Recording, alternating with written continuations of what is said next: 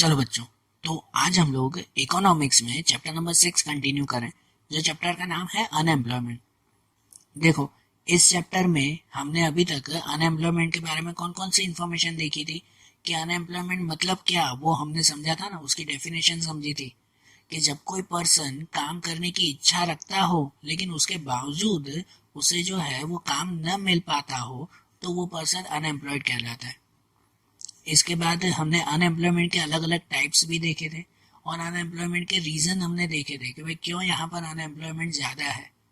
अब उसके बाद हमें चैप्टर का दूसरा पॉइंट देखना है, जो पॉइंट है मेजर टू रिड्यूस अनएम्प्लॉयमेंट, कि अब इस अनएम्प्लॉयमेंट को दूर कैसे किया जाए। हमने जो रीजन देखे ना, कि अगर उसी रीजन को एक एक करके ठीक कर दिया जाए ना, तो उन पर से ये अनएम्प्लॉयमेंट दूर हो सकती है।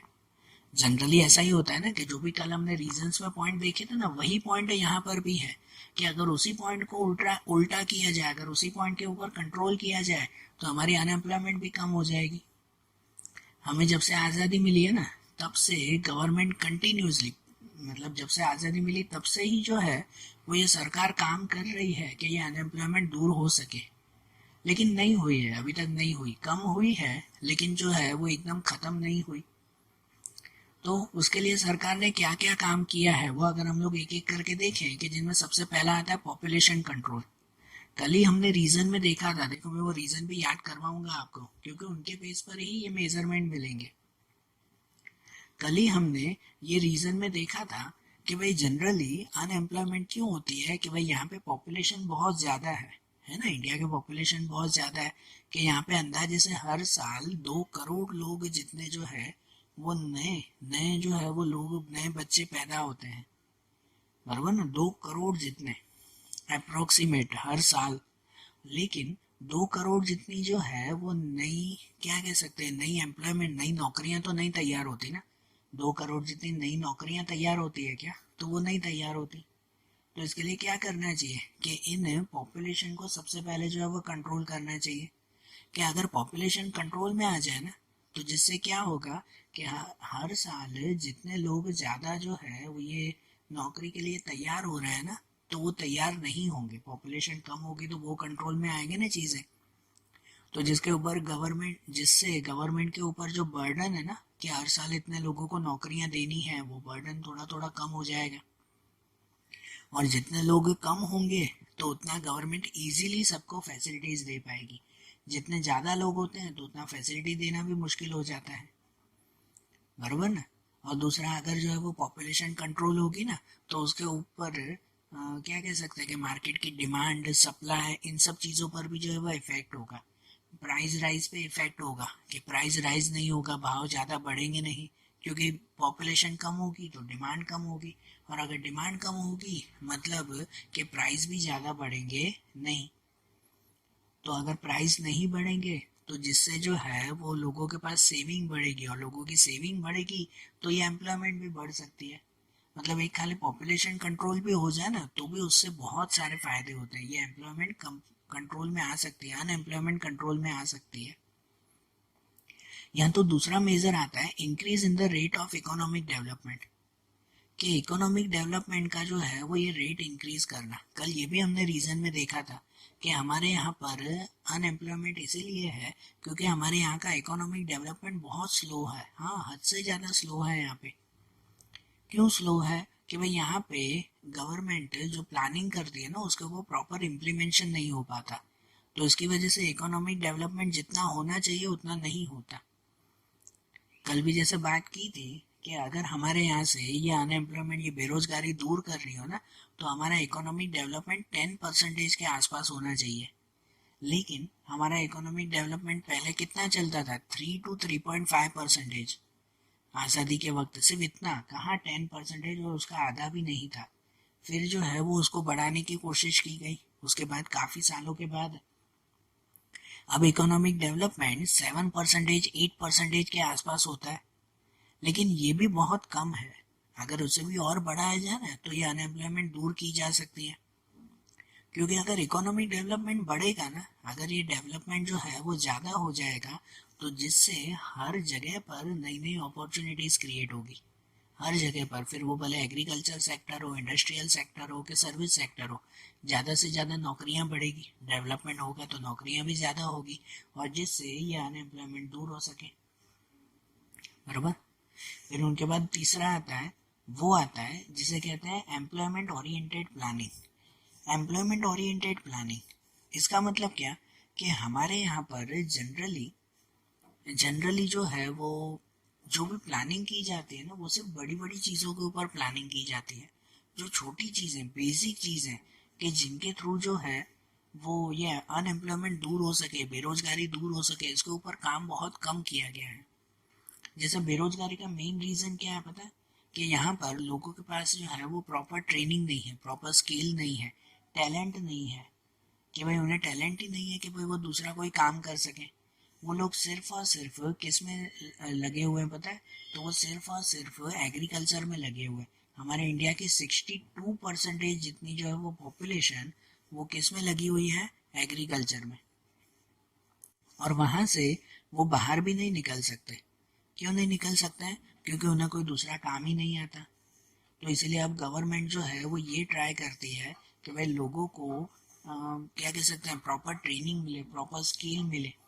इसके लिए एम्प्लॉयमेंट ओरिएंटेड जो है वो प्लानिंग करती है, एम्प्लॉयमेंट रिलेटेड प्लानिंग, कि लोगों को स्किल देने का काम। इनके अलावा जो बड़े बड़े बिजनेसेस हैं, है ना, या इंडस्ट्रीज चलती हैं, कंपनी चलती है, उनके रिलेटेड ये प्लानिंग करती है कि ऐसी जगह पर वो कंपनियां शुरू हो कि जहाँ पे उस कंपनी को भी फायदा हो और वहाँ के लोगों को भी नौकरियां मिल सके।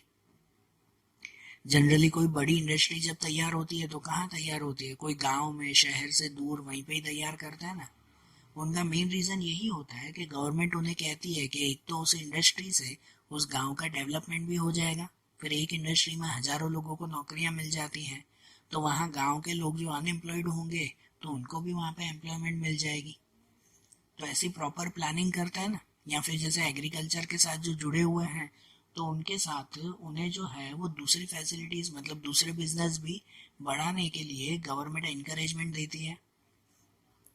एग्रीकल्चर के साथ साथ एनिमल हस्बेंडरी, डेयरी इंडस्ट्री, ये सब इंडस्ट्री उसके साथ जुड़ी हुई है ना, तो गवर्नमेंट उन्हें का भी डेवलपमेंट करने की कोशिश करती है कि जिससे लोग सिर्फ एग्रीकल्चर में न जुड़े रहें, और जो जुड़े हुए हैं तो उनको अच्छी खासी इनकम मिल सके। बरोबर। यहाँ दूसरा पॉइंट आता है एम्प्लॉयमेंट ओरिएंटेड एजुकेशन।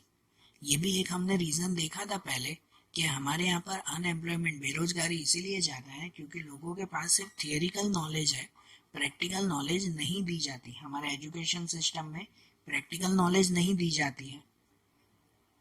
तो इसीलिए अब जो है वो अनएम्प्लॉयमेंट दूर करने के लिए एम्प्लॉयमेंट ओरिएंटेड एजुकेशन दिया जाता है। मतलब अब हमारे यहाँ पर जो है वो ऐसी एजुकेशन दी जाती है जिसमें थियरी के साथ साथ प्रैक्टिकल नॉलेज भी मिले। क्योंकि पहले के टाइम में लोगों को जो एजुकेशन दी जाती थी ना, तो उनमें बस उनको सिर्फ क्या कहते हैं कि भाई कॉपी करना आता था, लिटरली, कि उनको जो स्कूल में सिखाया जाता था कि बस वही का वही काम। कभी उनको ये नहीं सिखाया जाता था कि स्कूल के बाहर अगर आपको नौकरी नहीं मिल रही है तो खुद अपना बिजनेस कैसे शुरू कर सकते हो। बरोबर। ऐसा कोई टैलेंट उन्हें कभी दिया ही नहीं गया। लेकिन अब ये चीज़ें जो है वो चेंज की गई है कि अब एम्प्लॉयमेंट ओरिएंटेड एजुकेशन में प्रैक्टिकल नॉलेज दी जाती है। आप कितनी जगह पर तो आपके 10th और 12th के बाद अगर आप लोगों को एजुकेशन नहीं भी लेनी हो ना, थियोरिकल एजुकेशन नहीं लेनी हो, तो गवर्नमेंट ने कितने सारे प्रैक्टिकल जो है वो कोर्सेज शुरू कर दिए हैं, जिन प्रैक्टिकल कोर्सेज में जो है वो एग्रीकल्चर के कोर्सेज भी इंक्लूड हैं कि बड़ी इंडस्ट्री में और क्या कह सकते हैं, एग्रीकल्चर में भी अगर आपको काम करना हो तो उसके रिलेटेड अब आपको एजुकेशन मिलती है। या पता है ना, कोई छोटे छोटे कोर्सेज होते हैं कि जैसे जो है वो मोबाइल रिपेयरिंग का कोर्स आता है, बराबर, कि इसमें से प्रैक्टिकल नॉलेज दी जाती है कि आज इतनी बड़ी बड़ी टेक्नोलॉजी चल रही है, मोबाइल चल रहे हैं, तो उनको ठीक करने वाले लोगों की भी तो हमेशा ज़रूर पड़ती है ना। तो अगर आपने जो है वो 3-4 महीने 6 महीने अगर मोबाइल रिपेयरिंग का कोर्स भी सीख लिया, थियोरिकल नहीं, सिर्फ प्रैक्टिकल नॉलेज में, तो फिर आप खुद अपना बिजनेस शुरू कर सकते हो ना, या कहीं पे जॉब भी कर सकते हो मोबाइल रिपेयरिंग की, है कि नहीं। या फिर जो है वो जैसे वुमेन्स होती हैं, गर्ल्स होती हैं, तो उनके लिए सिलाई का काम, कुकिंग का काम, ये काम उन्हें सिखाया जाता है कि जिससे वो लोग खुद अपना जो है वो एम्प्लॉयमेंट क्रिएट कर सके, किसी के ऊपर डिपेंड न रहे वो, ऐसा उनके लिए काम किया जाता है ना। फिर इनके बाद दूसरा आता है, वो आता है development of cottage and small scale industries, कि यहाँ पर जो है वो कॉटेज इंडस्ट्री और स्मॉल स्केल इंडस्ट्रीज के ऊपर भी ज़्यादा डेवलपमेंट के लिए जोर दिया जाता है। ऐसे कहते हैं कि भाई जनरली बड़ी इंडस्ट्री में जितना आप लोग जो है वो खर्च करते हो ना, अगर उसके कंपैरिजन में छोटी इंडस्ट्री में खर्च किया जाए ना, तो ऐसी स्मॉल स्केल इंडस्ट्रीज जो है वो ज़्यादा एम्प्लॉयमेंट क्रिएट कर सकती है। मतलब जस्ट एग्जाम्पल कि अगर आप लोग 1 करोड़ रुपए से एक बड़ी कंपनी तैयार करते हो, हाँ समझना, अगर 1 करोड़ रुपए लेकर अगर आप बड़ी कंपनी तैयार करते हो तो एक कंपनी में कितने लोगों को नौकरियां दोगे? तो एक कंपनी में चलो भाई 100 लोगों को भी अगर नौकरियां दी, बरोबर, लेकिन वही 1 करोड़ रुपए से अगर समझो छोटे छोटे आप लोग 10-15 बिजनेस तैयार करते हो, बड़ी कंपनी नहीं लेकिन छोटी छोटी ये कॉटेज इंडस्ट्री और स्मॉल स्केल इंडस्ट्रीज अगर तैयार करते हो ना, तो कंपनी से ज्यादा लोगों को नौकरी वहां मिल सकती है। मतलब गवर्नमेंट ने जब हमें आज़ादी मिली थी ना, तब सरकार क्या सोचती थी पता है, कि अगर हमारे कंट्री का जल्दी डेवलपमेंट करना है ना, तो बड़ी बड़ी इंडस्ट्रीज बनानी चाहिए, ठीक है, कि जिससे बड़ी इंडस्ट्रीज से जो है वो जल्दी फायदा होगा हमारे देश को। लेकिन हमारी गवर्नमेंट ये बेसिक चीजें भूल गई कि बड़ी इंडस्ट्री से ज्यादा अगर छोटी इंडस्ट्रीज के ऊपर फोकस किया जाए ना, तो वो हमारे देश को जल्दी डेवलप करेगी। बराबर ना, ये चीजें आज भी गवर्नमेंट नेग्लेक्ट करती है। ये लिटरली सही बात है, जितना खर्चा बड़ी इंडस्ट्री बड़ी कंपनियों के ऊपर किया जाता है, उतना ही खर्चा अगर छोटी छोटी इंडस्ट्रीज के ऊपर किया जाए ना, तो उससे ज़्यादा प्रॉफिट भी होगा, उससे ज़्यादा लोगों को नौकरियां भी मिलेगी और हमारे देश का डेवलपमेंट भी उसके कंपैरिजन में ज़्यादा होगा। तो इसलिए अब गवर्नमेंट ट्राई करती है कि सिर्फ बड़ी इंडस्ट्री नहीं, लेकिन छोटी छोटी इंडस्ट्रीज का भी उतना ही डेवलपमेंट हो जितनी बड़ी इंडस्ट्री का होता है, ठीक है। उनके बाद दूसरा आता है, वो आता है एक्सटेंशन ऑफ इंफ्रास्ट्रक्चर फैसिलिटीज, कि गवर्नमेंट अब इंफ्रास्ट्रक्चर फैसिलिटीज बढ़ाने का काम करती है। पता है ना इंफ्रास्ट्रक्चर फैसिलिटी, कि जिनमें जो है वो हमारे लिए जरूरी जो भी चीज़ें हो वो हमारे घर के आसपास शॉर्ट डिस्टेंस में ही हमें मिल जाए, तो वो फैसिलिटीज हमारे लिए इंफ्रास्ट्रक्चर फैसिलिटीज कहते हैं। जैसे कि एजुकेशन, हेल्थ, या फिर जो है वो ये ड्वेलिंग्स, फिर इलेक्ट्रिसिटी, ट्रांसपोर्टेशन, पक्के रोड तैयार करना, या फिर कहीं पे अगर हमें ट्रेनिंग लेनी हो तो ऐसे एजुकेशन की ट्रेनिंग सेंटर्स, जो भी हमें चीज़ें चाहिए ना वो नियर बाय में ही मिल जानी चाहिए, दूर दूर तक भटकना ना पड़े, तो वो इंफ्रास्ट्रक्चर फैसिलिटीज कहते हैं। अगर लोगों को परफेक्ट इंफ्रास्ट्रक्चर फैसिलिटीज अगर मिलती जाएगी ना, ये अगर मिलती जाएगी ना, तो जिससे लोग जो है वो अपने आसपास ही प्रॉपर ट्रेनिंग ले पाएंगे, चीज़ें जो है वो खरीद पाएंगे और खुद का डेवलप कर पाएंगे, खुद को एम्प्लॉयड बना पाएंगे। बरोबर, नहीं तो लोग जो है वो अगर दूर दूर तक भटकना पड़ता है ना, तो उसकी वजह से भी कितने लोग जो है वो बेरोजगार रह जाते हैं कि यार इतनी दूर तक तो हमसे काम नहीं होता, भाई जितनी इनकम मिलती है उतना तो खर्चा ही हो जाता है हमारा, तो ये भी अनएम्प्लॉयमेंट का रीज़न होता है ना। तो इसलिए दूर करने के लिए गवर्नमेंट अब क्या ट्राई करती है, तो ज़्यादा से ज़्यादा एम्प्लॉयमेंट क्रिएट करने का ट्राई अब गवर्नमेंट करती है, बराबर। और उनके बाद का पॉइंट आता है, जो पॉइंट है speed and expansion of green revolution in agriculture sector.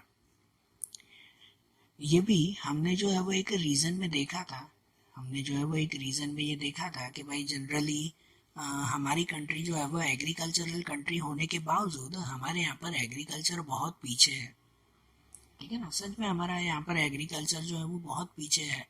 अगर एग्रीकल्चर का प्रॉपर डेवलपमेंट किया जाए ना, तो भी हमारी कंट्री में काफ़ी सारा डेवलपमेंट हो सकता है, बहुत डेवलपमेंट हो सकता है, अगर सिर्फ एग्रीकल्चर का डेवलपमेंट भी हो जाए तो इसीलिए गवर्नमेंट ने जो है वो ये ट्राई शुरू किया कि अब हमारे यहाँ पे एग्रीकल्चर का प्रॉपर डेवलपमेंट होना चाहिए। इसके लिए पता है हमारे कंट्री में सिचुएशन ऐसी थी कि 1960 तक, हमें आज़ादी मिली उसके बाद भी काफ़ी सालों तक, 1960 तक हमें हमारे एग्रीकल्चर के लिए, खाने के लिए, इंडिया में जितनी पॉपुलेशन थी ना, उस पॉपुलेशन को पूरा खाना देने के लिए हमारे पास प्रॉपर एग्रीकल्चर के प्रोडक्ट नहीं थे, हमें उल्टा बाहर से खाना मंगवाना पड़ता था, ये अनाज वगैरह हमें बाहर के देशों से उधार मंगवाने पड़ते थे, कि हमारी कंट्री एग्रीकल्चरल कंट्री होने के बावजूद भी इतना प्रोडक्शन नहीं कर पा रही थी। तो इसकी वजह से 1960 के बाद हमारी गवर्नमेंट ने ये नक्की कर लिया कि और कुछ हो ना हो, एग्रीकल्चर में तो हमें सेल्फ डिपेंडेंट होना चाहिए, कि कम से कम खाने पीने पे तो हमें दूसरे चीज़ों पर मतलब दूसरे देशों पर डिपेंडेंट नहीं होना चाहिए ना, खुद ही जो है वो चीज़ें तैयार करनी चाहिए। सही बात का नहीं? तो इसके लिए गवर्नमेंट ने ग्रीन रिवॉल्यूशन नाम का प्रोजेक्ट शुरू किया।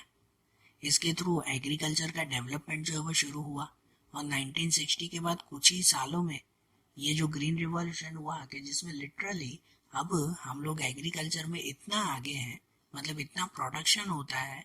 भले ठीक है कि आज भी टेक्नोलॉजी बहुत पीछे है, काफ़ी जगह पे प्रॉब्लम है, लेकिन इवन पहले से इतनी बेटर अब एग्रीकल्चर हो चुकी है कि अब यहाँ पर जो है वो जितना अनाज तैयार होता है ना, कि अगर जो है वो 1-2 साल बारिश न भी हो ना, तो भी इंडिया की पूरी पॉपुलेशन 125 करोड़ पॉपुलेशन को भी एक्स्ट्रा अनाज मिल सकता है 1 से 2 सालों तक ऐसे ही घर बैठे। इतना अनाज अब हमारे देश में एक्स्ट्रा बच जाता है। जबकि 1960 से पहले कैसी कंडीशन थी पता है? कि अगर 1 साल भी बारिश ना हो ना, तो पूरी इंडिया में अकाल पड़ जाता था, सूखा पड़ जाता था, लोगों को खाने पीने की कमी हो जाती थी, कि भाई खेती हुई नहीं तो भाई कहाँ से, इसलिए तो दूसरों पे डिपेंड होना पड़ता था।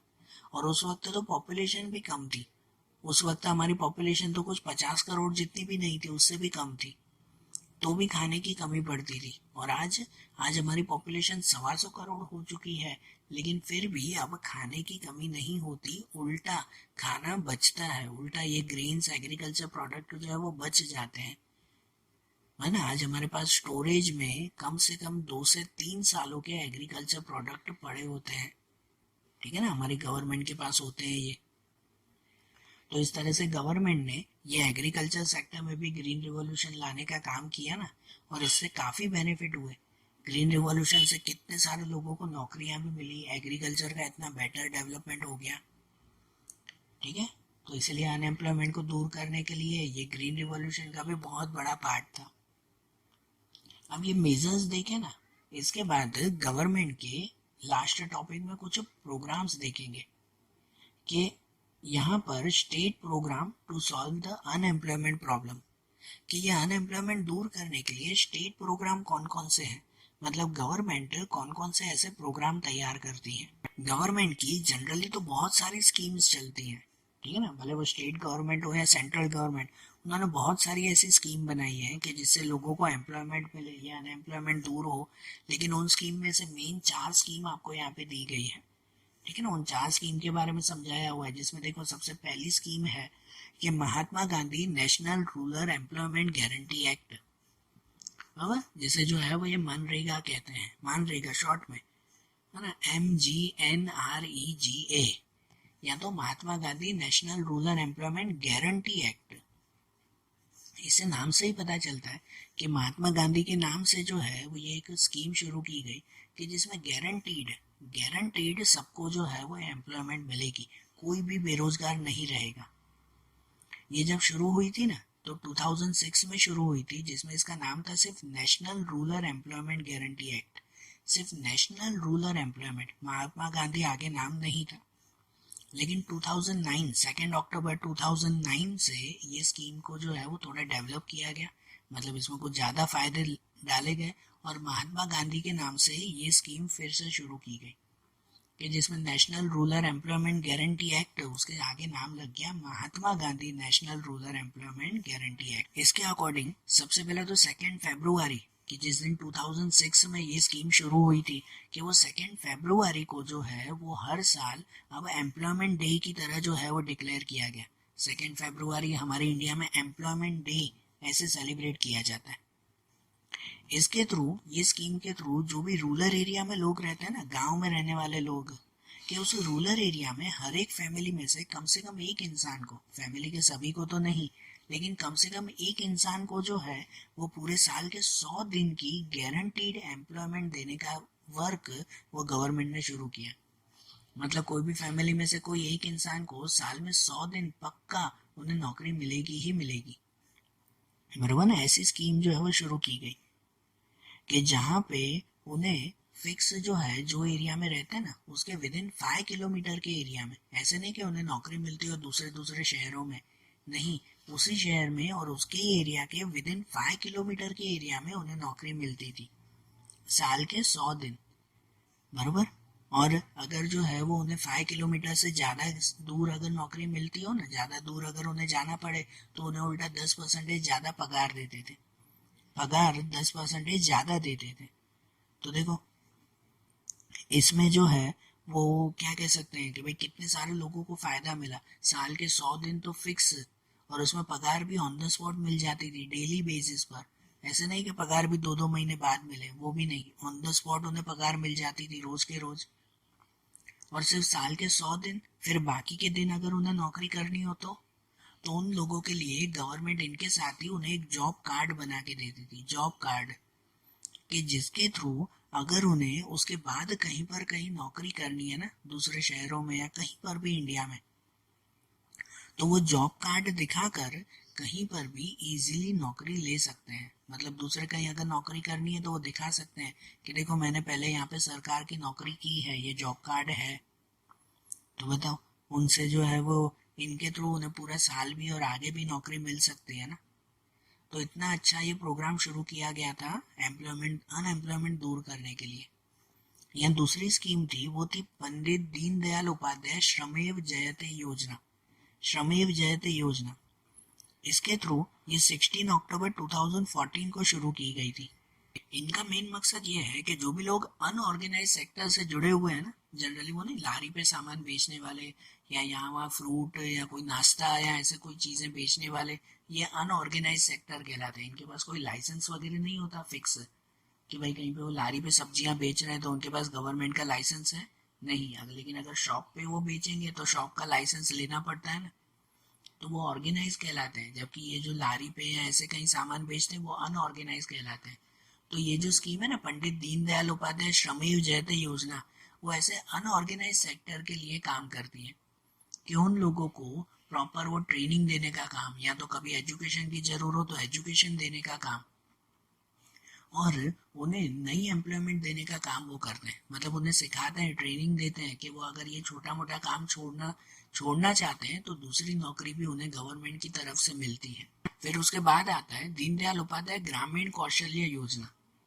इसके थ्रू ये योजना जो है वो 25 सितंबर 2014 को शुरू हुई थी, कि जिनका मेन मकसद जो यंग पीपल है ना, जनरली 18 टू 35 एज वाले जो भी लोग हैं, उनको प्रॉपर नौकरी मिल सके और उसके लिए जो है वो उन्हें प्रॉपर ट्रेनिंग जो है वो दी जाती है, ग्रामीण कौशल्य योजना। तो इसके लिए जो है वो उन्हें ट्रेनिंग, उन्हें स्किल देती है। हर गांव-गांव जाकर ऐसे ट्रेनिंग सेंटर खोले जाते हैं कि जहाँ पे उन्हें जनरली कंप्यूटर सिखाया जाए, दूसरी कोई जो है वो ट्रेनिंग दी जाए कि जिससे वो बाहर जाकर खुद अपना काम ढूंढ सके, बराबर ना। या दूसरा आता है, वो आता है prime minister agriculture irrigation programme. ये प्रोग्राम वो 1 जुलाई 2015 से शुरू हुआ, और जैसे नाम है ना एग्रीकल्चर इरिगेशन प्रोग्राम, कि इसमें हर खेत को पानी, कि every farm needs a water, कि इसके थ्रू, ये स्लोगन के थ्रू ये योजना, ये प्रोग्राम जो है वो शुरू किया गया कि जिसमें हमारे एग्रीकल्चर का डेवलपमेंट हो, प्रोडक्शन ज़्यादा हो।